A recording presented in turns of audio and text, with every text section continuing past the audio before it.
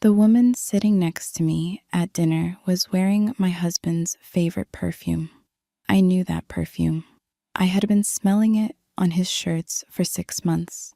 A soft, expensive scent, roses, and something darker underneath.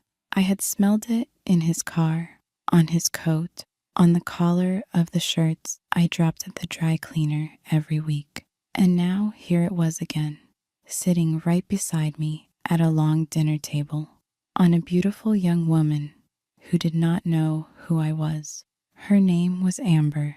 She was 26 years old. She had bright eyes and a confident smile, and a laugh that she used a little too often. She was, I already knew, sleeping with my husband. What she did not know, what she could not possibly have guessed, was this. Every month, without knowing it, she received her salary from me because I owned the company she worked for, and I owned the company my husband ran. I owned all of it. I had built all of it, and I signed her paycheck with my own hand. But I am getting ahead of myself. Let me start at the beginning. My name is Catherine. I am 42 years old, and 20 years ago, I started a company with nothing but an idea and a small loan from my aunt. The company was called Meridian.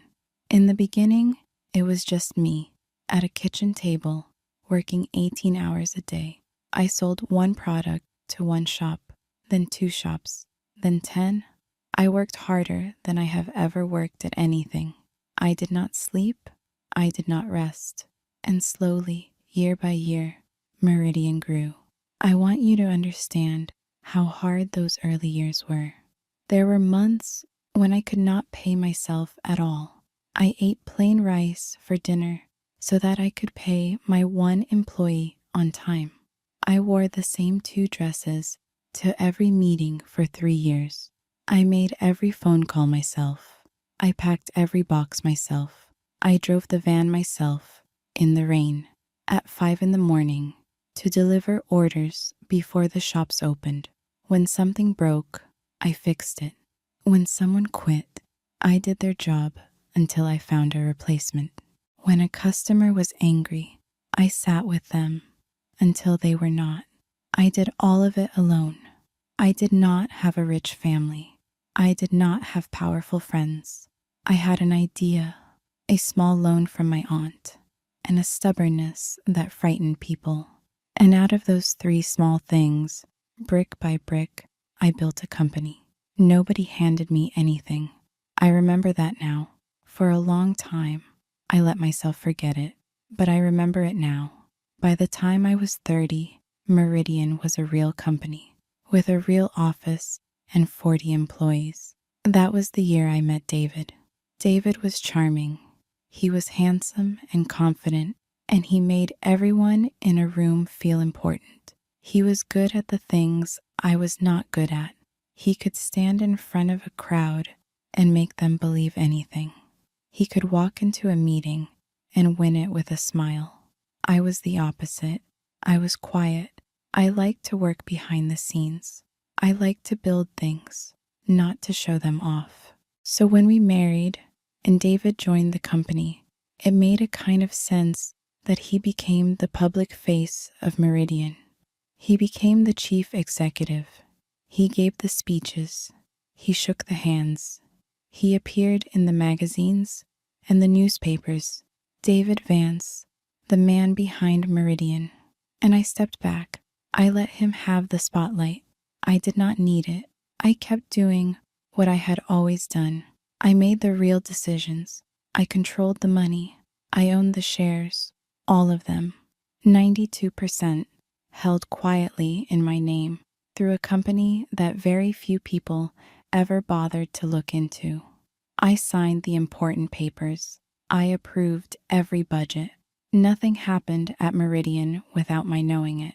But to the outside world, David was Meridian, and I was just Catherine, the quiet wife, the woman in the background, the woman people forgot to introduce at parties.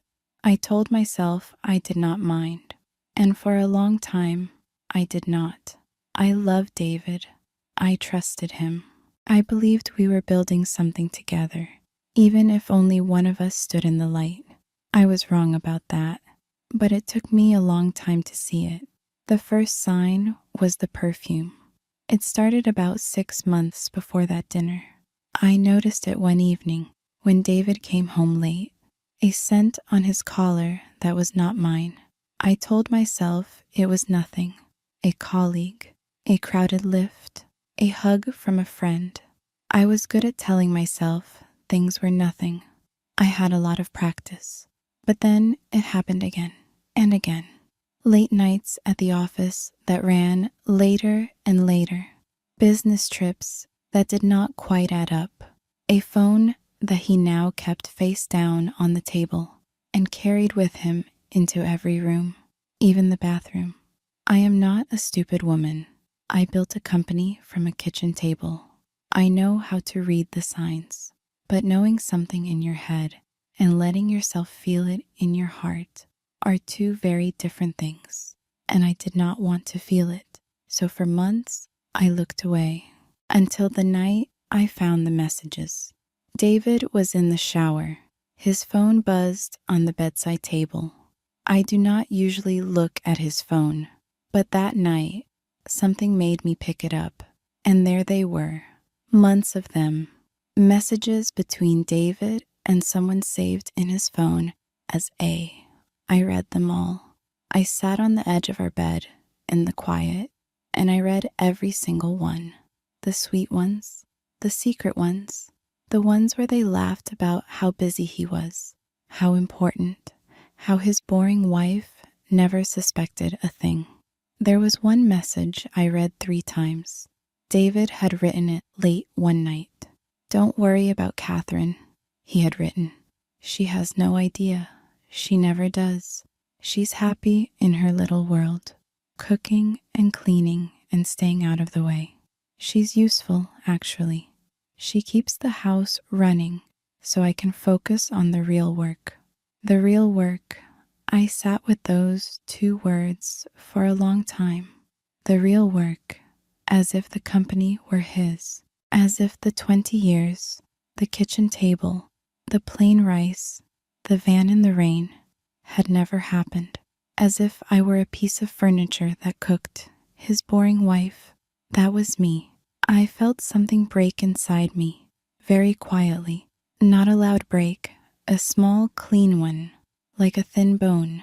And in the silence that followed, something else began to grow, something cold and clear and steady. I did not cry. I did not scream. I put the phone back exactly where it had been. And when David came out of the shower, I smiled at him and I asked him how his day had been. "Long," he said. "So many meetings. I'm exhausted." "Poor thing," I said. "You work so hard." And I began that very night to find out exactly who A was. It did not take long. I still controlled the company, remember? I had access to everything, every email, every record, every file. It took me 2 days to find her. Amber, 26 years old, a junior marketing manager at Meridian. She had joined the company 8 months earlier. She reported to a manager, who reported to a director, who reported to David. And David, of course, reported to no one except me, though he seemed to have forgotten that. I looked at her employee file for a long time, her photograph, her salary, which I had approved myself months ago without knowing what she would become, her start date, her little notes about wanting to grow with the company and learn from the leadership team. She was learning from the leadership team. All right, I could have fired her that day with one email, one signature. I could have ended her career at Meridian and made sure she never worked in our industry again. I could have destroyed David just as easily. I owned everything. They were both, without knowing it, entirely in my hands. It is a strange feeling to hold that much power over the people who have hurt you. and to hold it in complete silence. They went on with their little affair, laughing, careless, sure of themselves, and they had no idea that the quiet woman at home could end both their lives with a phone call. I could have done it in anger. Anger would have been easy, but anger is loud and messy, and I had not built a company by being loud and messy. I had built it by being patient and careful, and by choosing exactly the right moment. So I chose to wait for exactly the right moment. And I already knew, deep down, what that moment would be. But I did not do it, not yet, because I am a patient woman, and I wanted to understand. I wanted to see it with my own eyes. I wanted to know exactly what kind of people they were before I decided what to do. So I waited, and I watched, and I said nothing. Those were strange weeks. In the daytime, I was the owner of a large company, making sharp decisions, reading contracts, moving money. And in the evening, I was the quiet wife, warming David's dinner, listening to his lies, watching him lie so easily and so well that I almost admired it. He would sit across from me at our own kitchen table, the very table where I had built everything, and he would look me in the eye and tell me about a late meeting that I knew had never happened because I owned the calendars and I had checked. I learned a great deal about my husband in those weeks. I learned that he lied without effort, the way other people breathe. I learned that he thought I was foolish and that my supposed foolishness pleased him because it made his life easy. And I learned, most of all, that he did not love me, and perhaps never had. He had married the company. He had married the comfortable life. He had married the useful woman who kept the house running. He had never once married me. That knowledge should have destroyed me. And for a few nights, alone in the dark, it nearly did. But something in me had already begun to change. The betrayal was burning away the smallness I had wrapped around myself for 20 years. Underneath it, still there, still burning, was the stubborn woman who had driven the van in the rain. She had never left. She had only been quiet. David had no idea. He kept coming home late, kept smelling of roses, kept telling me how tired he was, how hard he was working, and I kept smiling and making his dinner and asking about his day, while inside me that cold, clear thing grew stronger and steadier every day. Then came the announcement. Meridian was turning 20 years old, 20 years since I had started it at my kitchen table. To celebrate, the company was holding a grand anniversary dinner. 100 guests, the finest hotel in the city, speeches, awards, champagne. David, of course, would be the star of the evening. He would stand up in front of everyone and tell the story of Meridian, which was really my story, and take the applause, which was really mine. I usually skipped these events. I did not like the spotlight, and everyone was used to David appearing alone.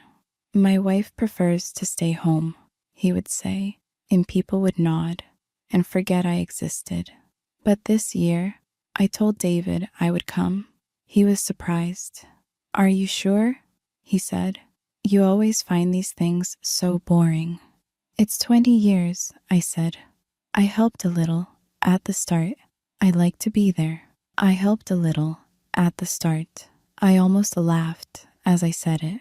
"Of course," David said, though I could see he was not pleased. "That's lovely, darling." I wonder if some part of him felt afraid in that moment. I hope so. The night of the dinner, I dressed carefully. A simple black dress, no jewelry except my wedding ring. I did not want to stand out. I wanted to be exactly what they all thought I was. The quiet wife, the woman in the background, invisible. The hotel ballroom was beautiful. 100 of Meridian's finest, in their best clothes, drinking champagne under golden lights. David worked the room like the master he was, laughing, shaking hands, glowing in the attention. I stood quietly to one side, holding a glass I did not drink from, watching, and then I saw her, Amber, in a bright red dress, laughing that laugh, standing a little too close to my husband. She was radiant. She was confident. She looked like a woman who believed the world belonged to her. She caught me looking, and she came over, smiling, holding out her hand. "Hi," she said. "I don't think we've met. I'm Amber. I work in marketing." "Catherine," I said, and I shook her hand. Her grip was firm. Her perfume filled the space between us. Roses and something darker. "Catherine," she repeated, and I watched her try to place me. "Are you a client? A partner?" "Something like that," I said. "I've been involved with Meridian for a long time." "Oh, how nice," she said, in the voice people use for someone they have already decided is not important.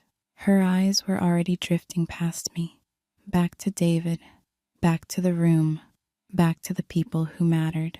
"Well, enjoy your evening."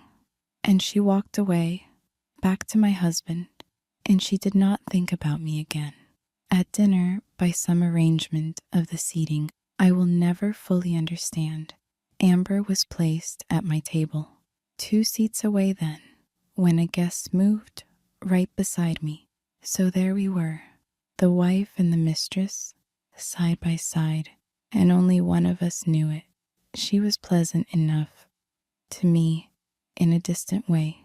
She talked mostly to the people on her other side, the younger, louder guests, but now and then she turned to me and made the kind of small talk you make with someone you have decided is nobody. I watched her the way I once watched difficult customers and difficult contracts and difficult numbers, carefully, patiently, without letting my face show anything at all. It is a skill I had spent 20 years learning. You would be amazed what people say in front of a woman they have decided is not listening. Amber said a great deal.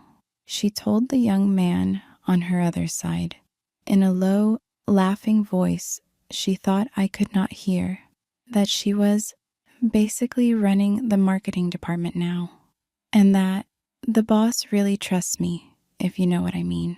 She winked when she said it. The young man laughed. I looked at my plate and cut my food into small, even pieces. She told a story about a weekend in Paris, a hotel, a view of the river. She did not say who she had gone with, but she touched the little gold bracelet on her wrist when she told it, and I recognized that bracelet because it had appeared on my own credit card statement 4 months earlier. A purchase David had told me was a gift for a client. I was the client, it seemed, in a way. "So how do you know David?" she asked at one point, cutting into her food. "We go back a long way," I said. "He's amazing, isn't he?" she said, and her eyes shone. "The way he built all this, from nothing. He's a genius, honestly. I've learned so much from him." I looked at her. "He built all this from nothing," I repeated softly. "Completely from nothing," she said. "It's inspiring." "It is quite a story," I said. I could have laughed. I could have wept. I did neither. I ate my dinner and I let her talk, and I listened to this young woman tell me, the founder of Meridian, how my husband had built my company from nothing all by himself. I listened to her praise him. I listened to her laugh. And once, just once, I saw her hand brush his under the table, 2 seats down, when she thought no one was watching. I watched everything, and I waited. Then the speeches began. David stood up to great applause. He looked wonderful up there, tall and confident in the golden light. He thanked the guests. He thanked the staff. He told the story of Meridian, the story of a young man with a dream, working night and day, building something out of nothing. He did not mention me, not once, not even the polite, empty line husbands usually offer. And of course, my wonderful wife, nothing. I had become so invisible that he forgot to perform even the appearance of loving me. Amber, beside me, watched him with shining eyes and clapped louder than anyone. And that was the moment. That was when the last small piece of my patience quietly ran out. When the applause died down and David was about to sit, one of the board members, an older man named Richard, who had known me for years and was one of the very few people who knew the truth, stood up with his glass. "Before we continue," Richard said, "I think it's time we heard from someone who has been too quiet for too long. The person who truly built this company. Catherine, would you say a few words?" The room turned to look at me. 100 faces, confused, polite, wondering who I was. David's smile froze on his face, and beside me, Amber blinked and looked at me properly for the first time all evening. I stood up. I did not hurry. I smoothed my simple black dress. I picked up my glass, and I looked out at all of them, at the company I had built from a kitchen table, at the husband who had taken my light, at the young woman beside me who had laughed about his boring wife. "Thank you, Richard," I said. My voice was calm and clear. "For those of you who don't know me, my name is Catherine Vance, but 20 years ago, before I was anyone's wife, my name was Catherine Hartley, and Meridian was my idea. I started it at my kitchen table with a loan from my aunt. I sold the first product myself. I hired the first employee myself. For 20 years, I have owned this company. I still own 92% of it today. Every budget, every salary, every decision of any importance passes across my desk, including, I should say, the payroll." The room had gone completely silent. I could hear my own heart, steady and slow. David's face had turned gray. He had sat back down, slowly, as if his legs had stopped working. "I have stayed in the background for 20 years, I went on, because I was happy to let others take the credit. I believed we were a team. I believed the person standing in the light and the person building in the dark were on the same side." I paused. I was wrong about that, but I only found out recently. I turned, then, and I looked down at Amber, beside me. Her face had gone white. Her hand was frozen halfway to her glass. She had understood, finally, exactly who the quiet, unimportant woman beside her was. "Amber," I said gently, so that only our end of the table could hear. "You asked me tonight how I know David. I'll tell you. I know David because he is my husband, has been for 12 years. And I know you because I approved your salary 8 months ago, and because I have read every message you have sent to my husband for the last half year." I smiled at her, a small, sad smile. "You were right about one thing, though. His boring wife really didn't suspect a thing. For a while." Amber made a small sound. She did not speak. There was nothing she could say. All the confidence had drained out of her face. All the shine had gone from her eyes. She looked suddenly very young and very frightened, like a child who has broken something enormous and has just understood that it cannot be fixed. For a moment, one small moment, I almost felt sorry for her, but only for a moment, because I remembered the message. His boring wife never suspects a thing. And I remembered her laugh and the bracelet and the wink and the way she had looked straight through me all evening, as if I were a coat on a chair. And the pity passed. I turned back to the room, and I lifted my glass, and I finished in my clear, calm voice so that everyone could hear. 20 years ago, I built this company on honesty and hard work. Those are still the only two things I value. So tomorrow, there will be some changes at Meridian. But tonight, please enjoy your dinner. You've all earned it. Thank you. I raised my glass to a silent room, and I drank, and I sat down. For a moment, no one moved.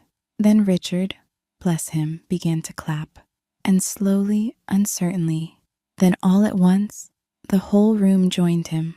100 people, rising to their feet, applauding the quiet woman they had never bothered to notice, applauding me. David did not clap. He sat in his chair, gray and small, staring at the table. And Amber, beside me, quietly pushed back her chair, stood, and walked out of the ballroom, her red dress bright against the golden light, and she did not come back. The rest, as they say, happened quickly. The next morning, I went into the office, not as the quiet wife, but as what I had always been, the owner of Meridian. I called a meeting of the board. I told them the truth, all of it. They were shocked, but they were not surprised, not really. Some of them had wondered for years how much David truly did, and how much the quiet woman in the background truly carried.